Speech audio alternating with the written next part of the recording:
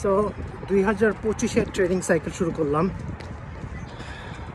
Target হচ্ছে স্প্রিংয়ে হয়তো একটা হাফ ম্যারাথন করব, তারপর সামার মেবি লেট সামারে কিছু শর্ট ডিস্টেন্স যেমন 5K 10K করব, আর ফলে হচ্ছে মেইন রেসটা একটা ম্যারাথন করব, মেবি 2-1 হাফ ম্যারাথন।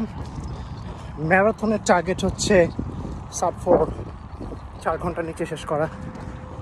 গত বছর পর্যন্ত 4 ঘন্টা 20 মিনিটের মতো করতে পারছি। তো আমার মেইন চ্যালেঞ্জটা হচ্ছে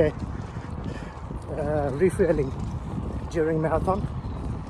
এটা আমার কোনো মতেই মানে পারফেক্ট হচ্ছে না, তো সেটার দিকে নজর দিতে হবে। Going into the training cycle একটু হেভি, তো আমি আমার স্ট্রেংথ ট্রেনিংয়ের ইন্টেন্সিটি বাড়াইছি।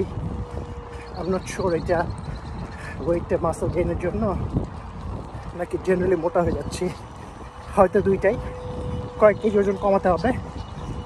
এই ট্রেনিং সাইকেলের মেইন চ্যালেঞ্জটা হবে হচ্ছে রেস্ট। যেমন গত রাতেও মোটামুটি 6 ঘন্টার কম ঘুমাইছি। সো রেস্টের ব্যাপারে একটু স্ট্র্যাটেজিক হইতে হবে, এটা একটু প্ল্যানিংটা বেটার করতে হবে। In terms of the training itself এবার চিন্তা করছি একটু রেস পেস রান বেশি করব, কারণ মনে হচ্ছে যে ইন্টারভালে স্পিড ওয়ার্ক ট্রেনিংয়ে অ্যাডাপ্টেশন খুব বেশি হচ্ছে না। তো রেস পেস করবো আর লং রানগুলোও একটু ফাস্টার করবো। সো সব রানই bit closer to goal race pace রাখার চেষ্টা করব। তো এটাই হচ্ছে প্ল্যান, দেখা যাক কী হয়।